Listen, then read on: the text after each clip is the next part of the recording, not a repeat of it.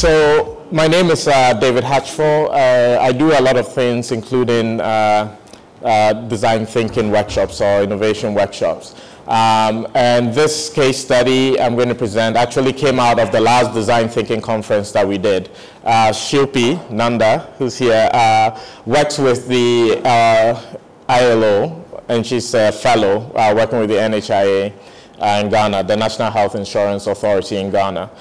So she attended, and she had a problem that she had been tasked with, and she attended a conference and thought maybe the design thinking approach would be useful for doing it. And so we got together, and myself and Ashley, who was also a facilitator here last year, worked with Shilpi to help the NHIA kind of tackle this problem they had. So what I'm going to show you, or what I'm going to talk through, is the basically what happened during that stretch of work. And the goals of the presentation is, one, to show you how the design thinking approach is different from some of the typical approaches we use to solve problems, particularly in the public sector. And then also to talk a little bit about how you can use some of the design thinking tools to basically get buy-in in the organization. And so these slides were actually prepared by Shilpi. She's here. She's going to be on a panel later on this afternoon too, so she'll get in depth. Right.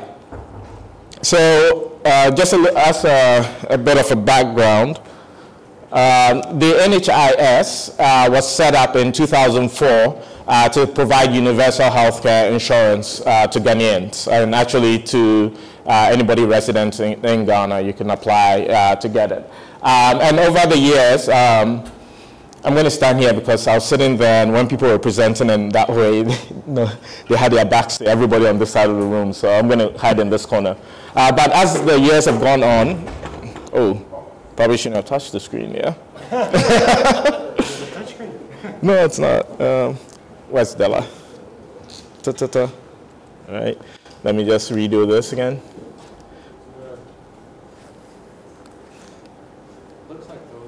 Yeah, it looks like this whole thing has gone off. Somebody hit the power switch. Okay, I'll just go on. But over the years, from 2004 to 2016, their membership has been increasing and been going up, but it's kind of flatlined since 2016 at about 40%.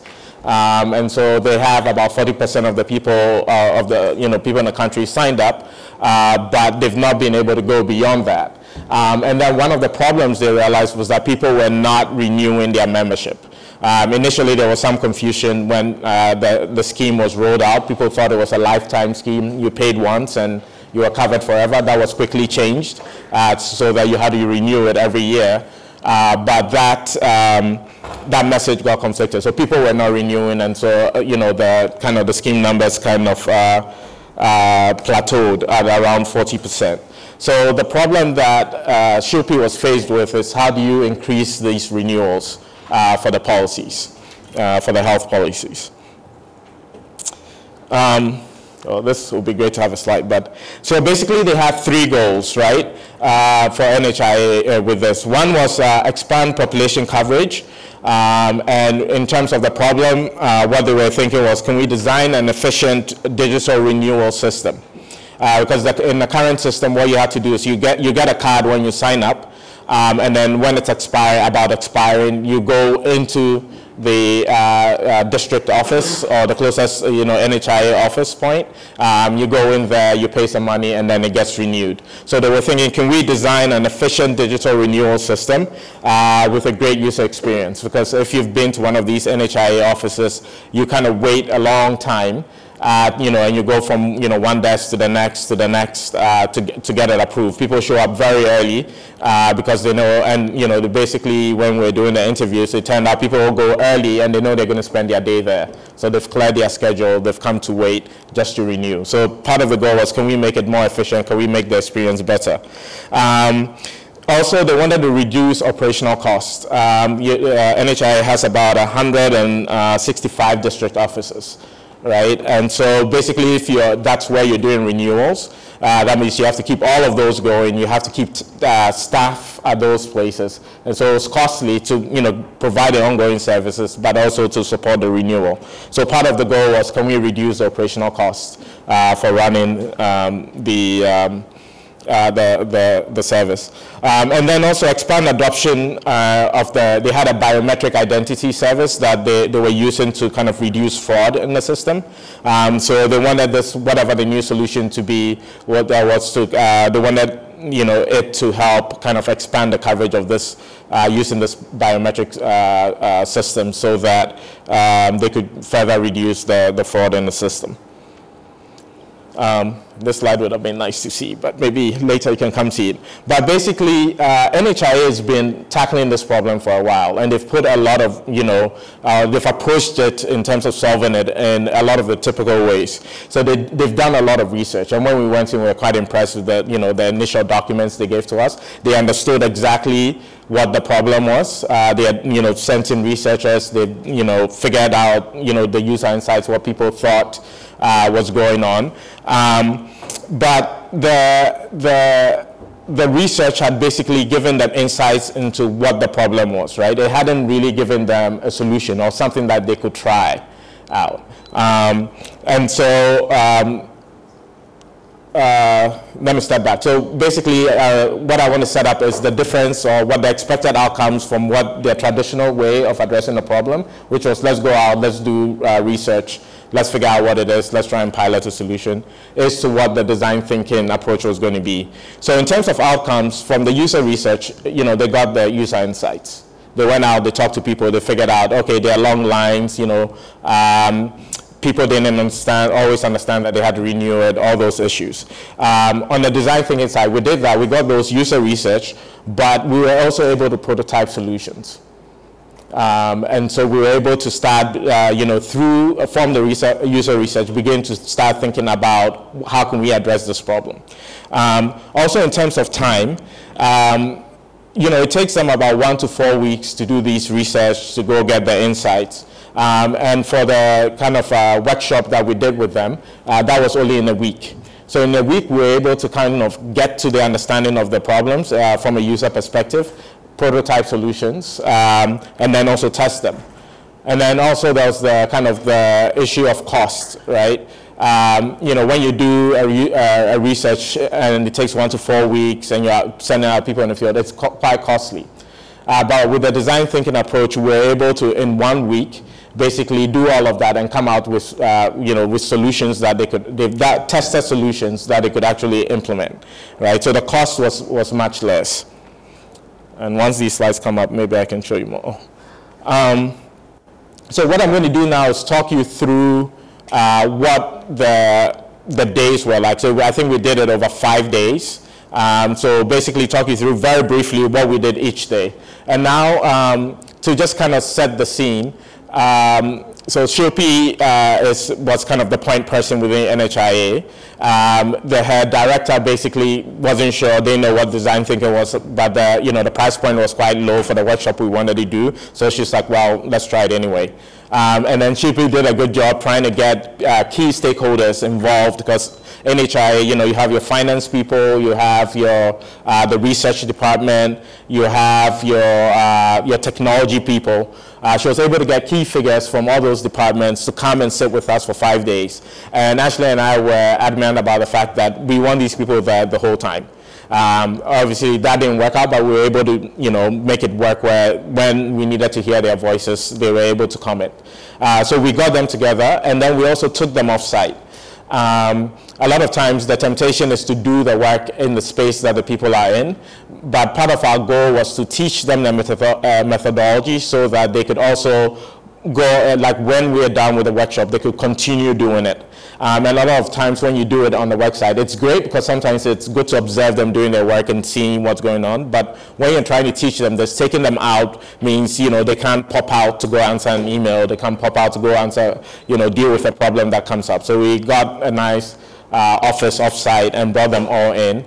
Had food and everything to keep them energized. And then we started tackling the problem. So the first day what we did was, and all these people who showed up were experts for the problem, for the areas that they manage for NHIA. So the first day, what we did was have them do a journey map for what the client experience is to renew. And because we had people from different departments, they were able to map it out from their different perspectives.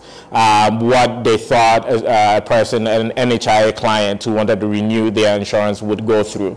A lot of it matched up, but it became very clear that they all started with the person wakes up in the morning and then comes in and tries to renew their and they go to this desk and they have to wait for this biometric signal to come and then go here. They were able to map out all the pain points, but it became very clear that that's not the actual beginning of the journey for a user, right? There's a whole piece that comes before, which is more of a communication, education piece about what the NHIA is. And just from their research that they had done, people had misconceptions about what is covered under NHIA.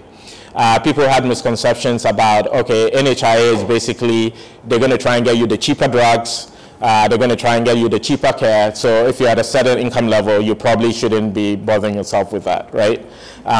So there was a whole communication piece that came before the person actually going in, signing up for NHIA, and then coming back next year to renew.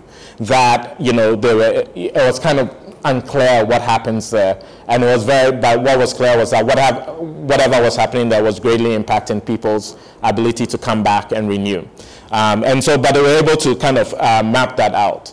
And because we knew these guys were kind of experts in their field, we had them we gave them the stage to talk about the problem, what they saw as the renewal problem from their perspective.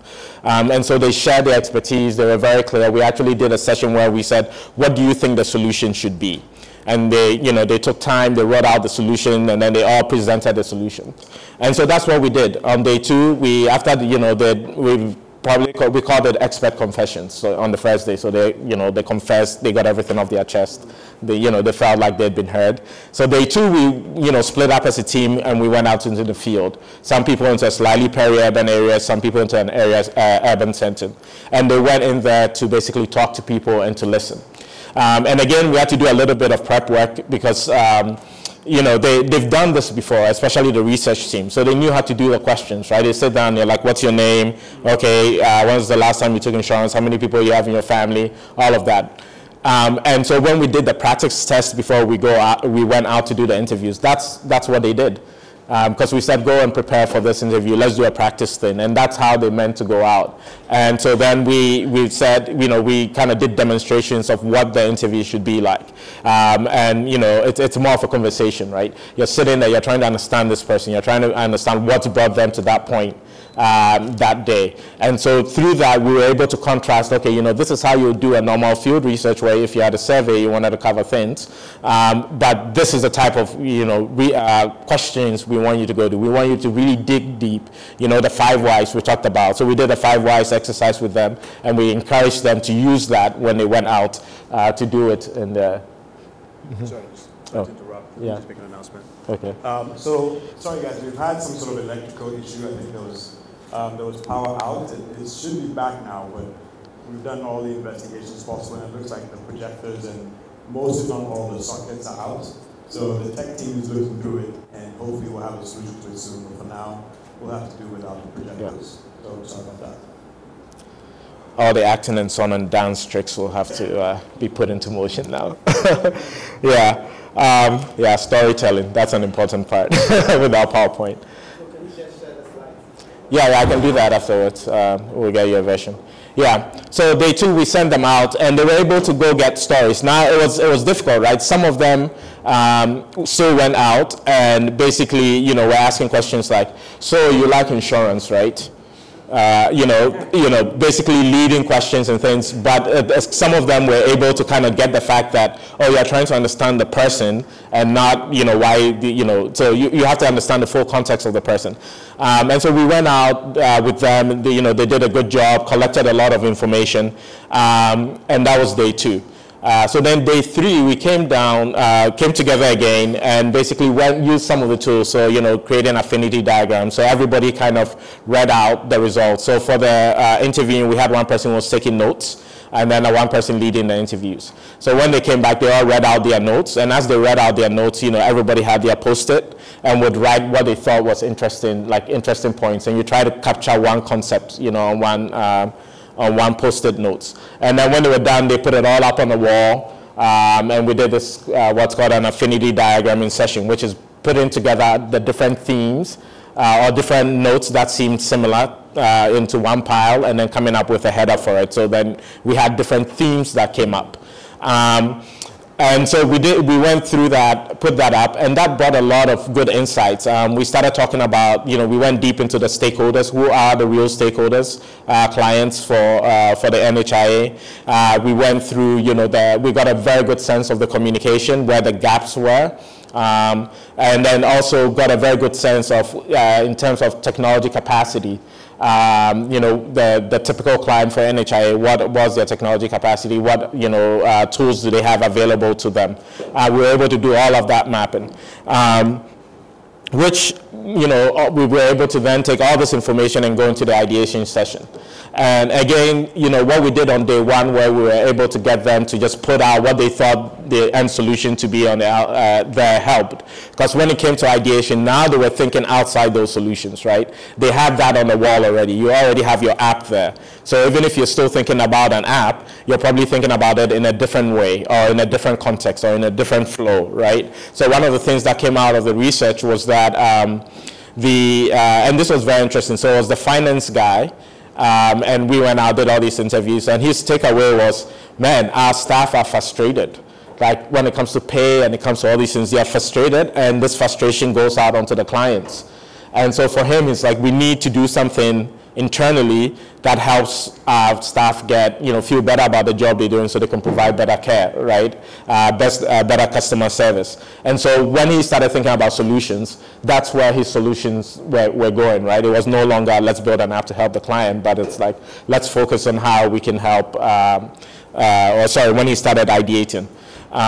So at the end of the day, we came up with kind of two groups of ideas. One was around you know, using a very simple app to try and speed up the renewal process, but there were very specific things that came out of the research that we were able to build in there, and I wish I could show you pictures, but there was that piece, and then there was also the communication piece. It became very clear that people needed to be, like, a lot of the advertisements that, and, you know, the way they were done really didn't communicate with people. And so we needed to kind of craft a messaging and also a delivery way that was people were familiar with, so they could really understand the benefits of NHIA, and then also understand, you know, the process of renewal and all of that. And so we decided to go with both of those in terms of prototyping. So we had a team that worked on, you know, basically designing a USSD type application that could be used on any phone, because we realized not everybody has a smartphone. Most people were very familiar with mobile money, so we could do something with that. So we worked with that, and then we had a team that worked on messaging and communication, and they came up with a very kind of nice story format that could be done on with radio stations and such. So that was day 4, just kind of building these prototypes. And then day 5, we sent them out to test with real life customers. And so they went again to different areas, but to places where people were there renewing their NHIA cards, and, you know, and the way we were able to get them to help us was we told them, okay, if you know, join, we'll take your card and we'll put it in the process, and, you know, it'll be done in 30 minutes instead of like 4 hours. So we got, you know, a couple people who were very interested in helping us. But we sat them, you know, for the app, we walked them through the app.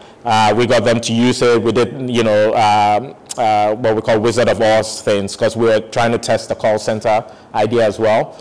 So we were outside, and, you know, they'll call, and one of the staff members will pick and, you know, start responding, and, you know, they walk through the process. And we got a lot of really good feedback. One that I wanted to share with you was, when we did the USSD menu, in the research, we realized that a lot of people were used to paying a lot of different bills, you know, pay or water bill, pay ECG bill through the USSD piece. So we put pay NHIS on there as an option. When we did the test, and, you know, we give them the phone, and basically we say the goal is for you to renew your membership. Go. We don't say anything else. And people were just stuck on that first page. They looked at it, they read everything, and they never, you know, and so we asked them, so if you want to pay a bill, what do you want to do? Well, you click, they looked at it, and they just were lost. And, you know, very few people were able to go and say, okay, maybe click on that and move on. Two things that became clear for that is people don't view your NHIA membership as a bill. It's not like your ECG bill where you pay. It's you know, their concept of insurance was very different than what we thought. And then also NHIS and NHIA were acronyms they weren't familiar with. But that's what's used on all the messaging everywhere else. So it became clear that if we're going to set up the service, we need to just have our own code. Once they get on there, it's very clear, you know, National Health Insurance Authority with all the different options that they have on there.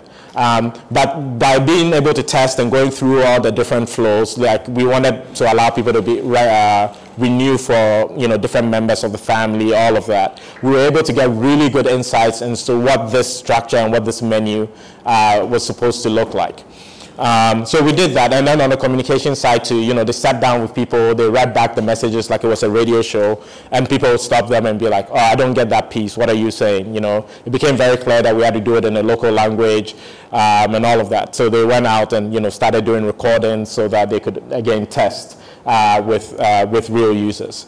So that was day 5, and then they came back, and so actually we did this on a Friday, and so then on Monday, which was kind of the 6th day, we kind of regrouped, and it became very clear what the way forward is based on the feedback, and then also based on the feasibility of actually implementing these projects. And so that's when we as facilitators, Ashley and I, pulled out. And Shilpi and the team actually went out, and because part of our goal was to build this capacity within the team.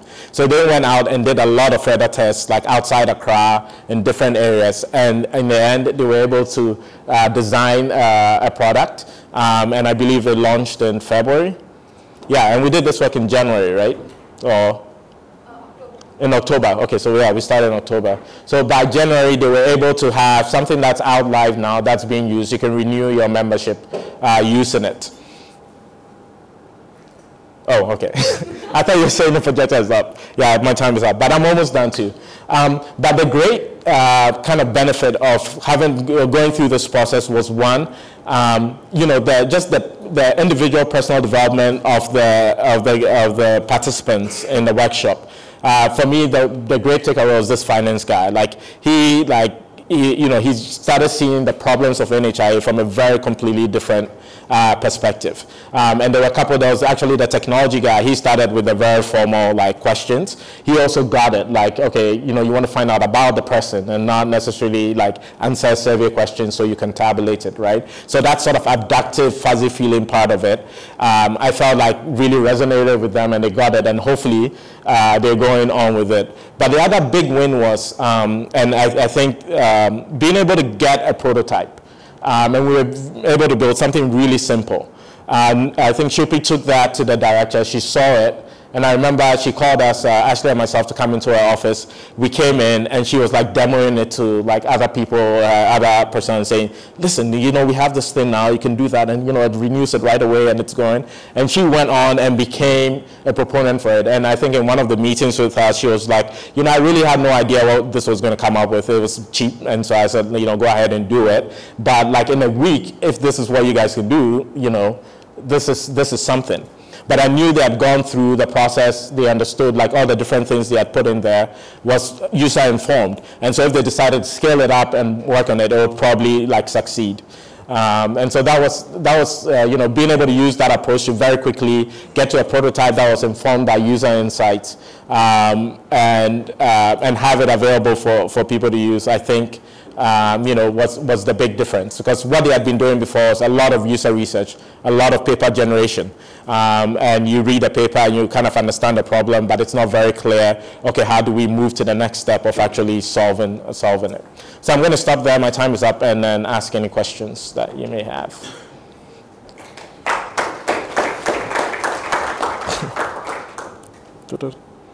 Yeah. Going through the slides to see if this, and maybe, Shilpi, you can talk about a lot of the change management stuff that happened before and then maybe during the things as well. You have a question? Yeah. Thank you. Yeah. My name is David. Yeah. Practically, we've been socialized about how bureaucratic our systems are, government systems, and how sometimes there's lots of resistance to change. Yeah. And how sometimes you get lots of repelling efforts or repelling like effects from lots of people when you want to do something new, from something innovative. Yeah. And you experience that, how are you able to go about that? Okay. So I have Shilpi answer that because she was there. She was our in person. So like he was talking about, you have to get buy-in at the top management, right?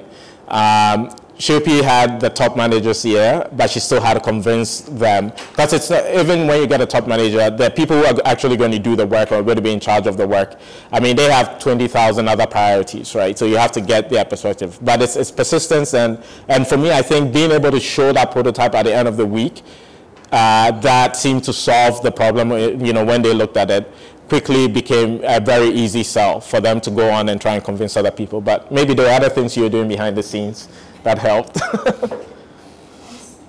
one of the things was to not call it design thinking at all.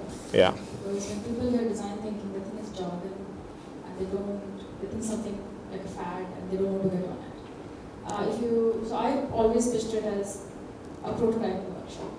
We'll go out in the field, and we'll come back, and we'll build something, and we'll come back with something that we've actually built. The trouble is the design thinking that when you actually go into the process, you don't know whether they're going to come up with anything at all. Yeah. It's a risk you take, but for me, the design thinking exercise is very much a change management intervention. You know?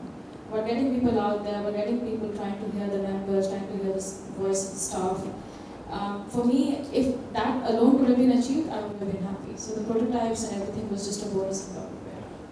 So it was good that we came out with physical prototypes, and there was not just a renewal thing, there was also this authentication piece for the providers. Yeah. And we used those really basic stuff all the way up to board approval.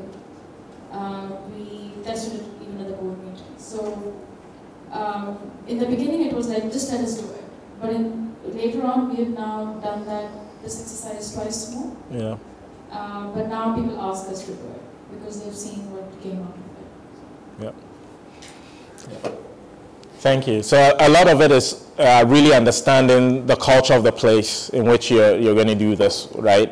And then being able to give people baby steps up to it, right? So, you know, call it something that they're familiar with, you know, something that they're not going to question and say, okay, why are we trying to do this radically different things? But again, it comes back to thinking of design thinking as an approach, right, to problem solving.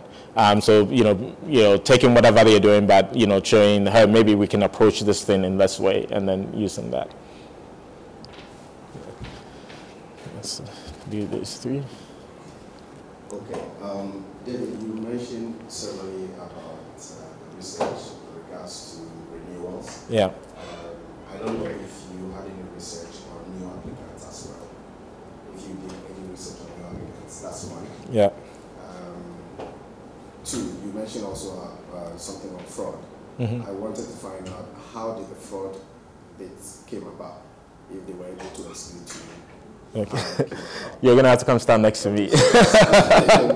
Yeah. That's two. The last one also, you mentioned about customers, based on the research, you realized that customers had the perception that the energy, when they do the registration or the services that were provided to them, was not it wasn't a bit. was a cheaper, you know, service. Yeah. Yeah, it was cheap. So I want to know if that perception from the customers were through.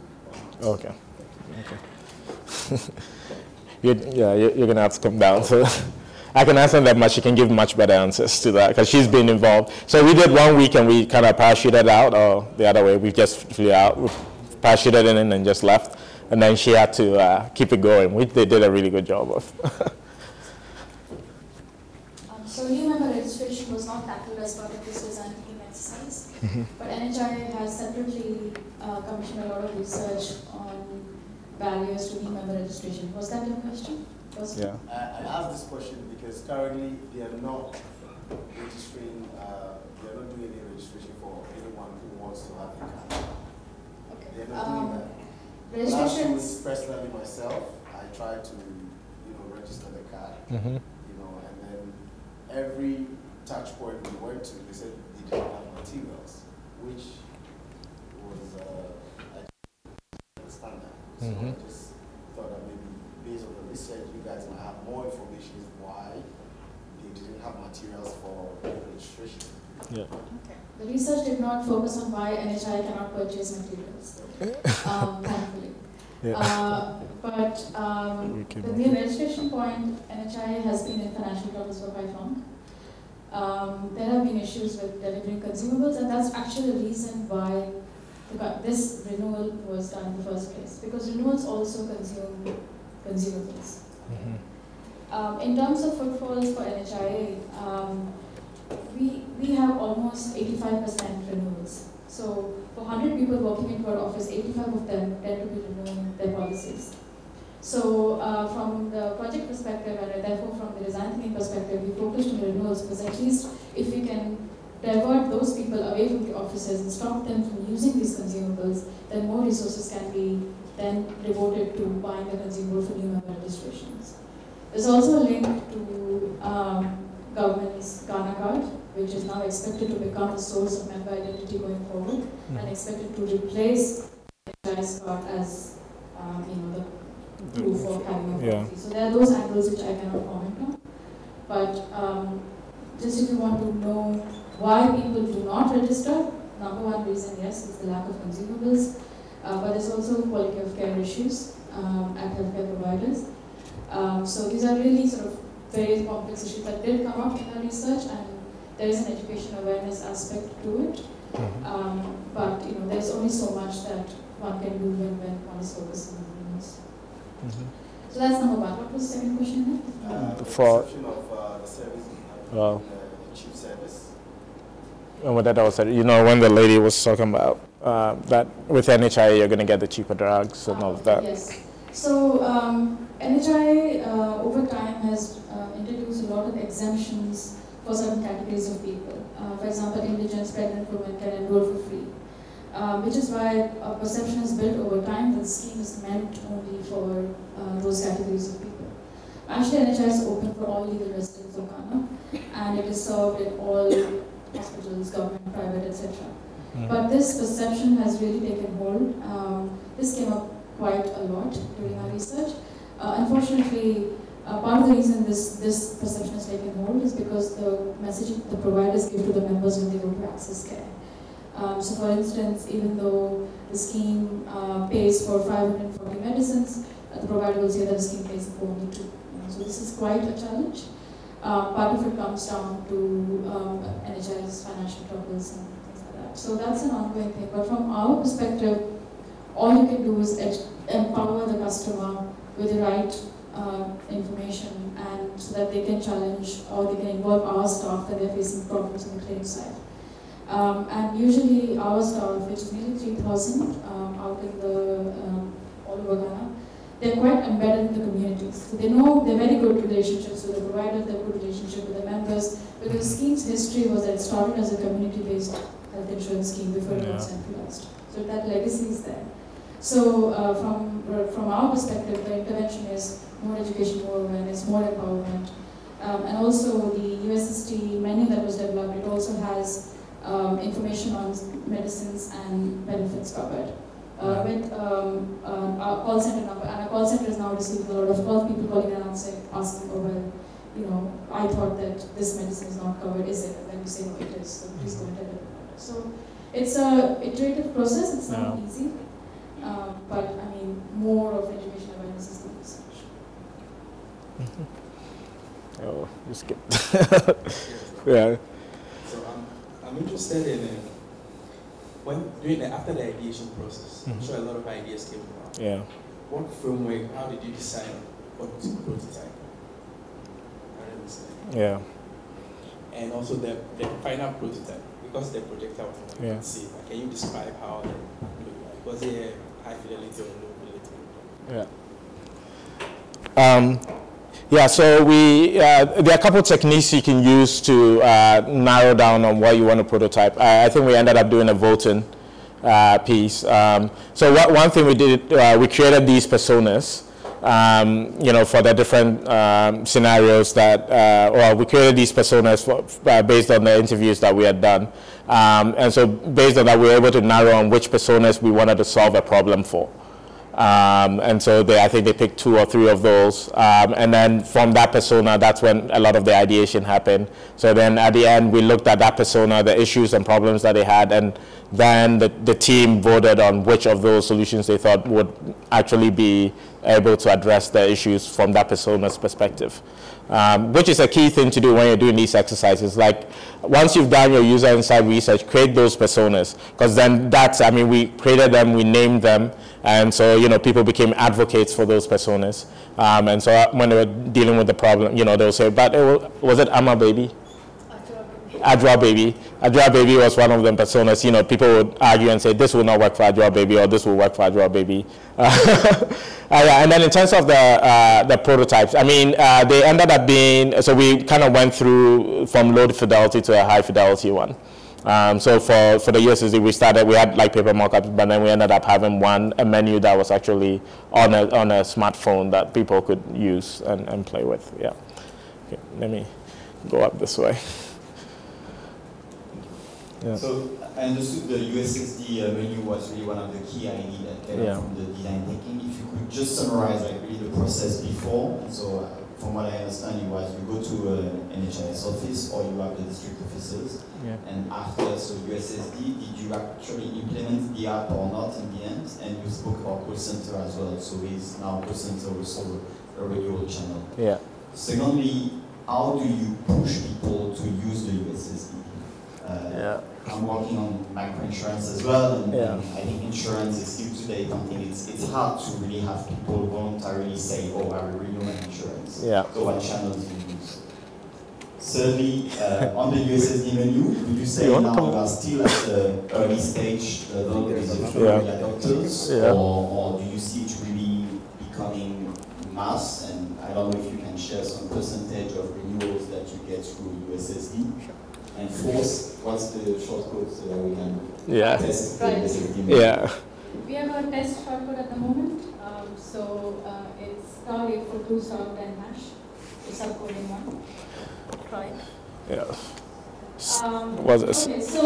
*10#. Is it working at all networks? All networks. Yeah. Except keyboards. Yeah. *842. I think it says on Tigo, it says external application down. Yeah, Tigo. Okay. Yeah. Tigo has its own insurance scheme. Is it *842 hash? *842 *10#. Oh, *10. 2550 for *842 *10 hash, right? Yeah. So the process before, okay, so let me just dial back a little bit of what the actual problem is. The problem is not about collecting money. Yeah. A renewal is basically about collecting money, right? We already know who the person is, we know how the premium the person needs to pay. Can I quickly talk about the shortcode? Sure. It looks too cumbersome. Yes. It's a test code. It's a test code. It's a test code? Yeah. Yes. Okay, so it means that eventually you're going to have something that is... It's getting, yes. Yeah. It's a lot of iterations, right? Yes. So previously the issue was the person renews, the person pays, and the digital payment aspect was not the problem. The problem was once the person pays and goes to the hospital, how will that facility verify the person's membership? That was a real issue. So what we were doing originally was that if the person goes, that their card is then physically stamped with an expiry date. So that when the person goes to the facility reads the expiry date, then it says, okay, you're a valid member, therefore you can access. And the reason this is the case because we have 4,000 facilities in Ghana accepting NHIS. So a lot of them are not with coverage and many of them are offline. So that was the challenge. So when we developed the USSD app, the way it is delivered is that the person still goes to the office. But instead of joining the queue to do all the stamping and stuff, it said, do you have mobile money? Yes, okay, we'll help you to do it. So we deliver it from at the branch using our staff. And then if they happen to be young, if they happen to be digitally literate, if they look excited, we tell them, when you go back to your community, tell your people that you don't have to come, you can show them how to do it. That's how we try to propagate it. Because, as you rightly said, people are not going to get up and dial code for themselves. I mean, I hardly remember how to reach out. You have your charger? You have your charger? So people form a very large part of this process. So we've been piloting at one of the districts in Eastern region. At the moment, more than 50% of people renewing are through the mobile channel, which is pretty okay because considering mobile money is only about 50%. Maybe a bit higher in a certain amount, but yeah, it looks okay. But it's all led by our staff. So, did you have one? So you have interest in very long queues in your offices, right? To discourage people from waiting and using Yes. So it was about oh yeah, that's true. I mean, yeah, that's okay. We don't need it. We tell the people that you either join a 3-hour queue or you do it in 3 minutes. You know, you choose, and that's how it happens. Before we launch in any district, we have to also launch this digital authentication for all healthcare providers, not just in that district, but also in neighboring districts, because it's portable schemes. People can be paying at their home and then turning up at any facility in the country, and those people, the hospitals need to authenticate them. So that's also by USSD. But there are also 700 facilities with no mobile network. So there's a separate offline solution for them. So it's the authentication side which you will. Okay, so I want to applaud you on the job done. I think the letter that we have gotten from design thinking equally allows you to explore other opportunities or see other loopholes. So today we're looking at the end user, which is the customer, the average Ghanaian that we're selling this product to. How about the third-party user, like a firm like mine, who would depend on an ID card for confirmation from NHIA? You mentioned the use of the biometric system to reduce the fraudulent IDs in the system. How are parties like MindType going to confirm or concur that these IDs were actually fraudulent and they're being taken out of the system when they come to Nigeria? Yeah. So that's on the provider.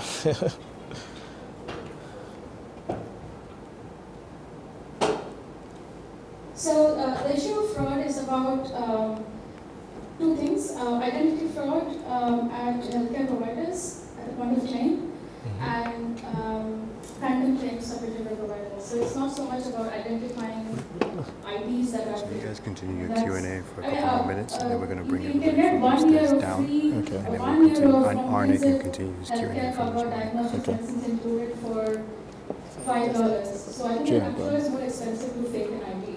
You know, you might as well get a real one. So I know there are fake IDs in the system, but that isn't really a source of our fraud. I'm saying this because NHI in the past had an app to authenticate IDs like GBI, which actually never worked. Today, yeah. You make a lot of money off it, so I'm sure it works. Today you would have an individual with multiple NHI's ID cards, the same face but different names. Now, if about how often does this happen? I think I get it very often from my end. But how often? In recent 3 months, I've had close to like 7 or 9 cards that has out of a lot of cards. The challenge here is. But share those cards, it doesn't make interesting for us to do. Yeah, I shared 3 with you guys and never got a feedback. With NHS, I never got a feedback. Yeah. The challenge today is if he can come in with an ID that calls him Damien today and can come in 6 months later with an ID that calls him Isaac, and I don't have a system to actually track it, then I equally will not have the same guys sitting there after 6 months to actually detect that this is the same person that was here like 6 months ago. So then that ID is always going to slide. Now, there's a biometric system which is supposed to actually tell these fingerprints are already in the system. During your exercise, I'm pretty sure you saw some of these ones and took them out of the 40%. So he started by saying at least out of the 100 Ghanaians in the population, there are 40% of them on NHIS. Yeah. So practically during this campaign, we saw some of these ID cards that were actually not accurate and we were supposed to have taken them out of the system. What I'm saying is, for third-party users like us, how do we know these cards were actually taken out of the system? So when they come to us, then we can tell, okay, these ones are not supposed to be in the system. So that's on the authentication side. Okay. Yeah. I think, as I said, the issue of fraudulent cards exists, but it is not a village problem. If you have had issues with fraudulent cards, the right way is to send it to us. If you've done, you've not received a response, send it to us again. Maybe give it to me, and I'll give it. Okay, that's all I can say. Yeah. NHR is a health insurance company. Its job is not to give citizen identity. Yeah. It's a job that has come to assume over a period of time because of failures at other ends, which hopefully will be addressed going forward with the successful launch of Card. So we expect that this problem to go away. The biometric system is only 5 years old, and it took quite a long time to weed out its teething troubles and to get it to a stage where it is reliable. The cards are valid for 5 years, so yes, it is possible that users who have multiple identities, which we just hope will weed out over time.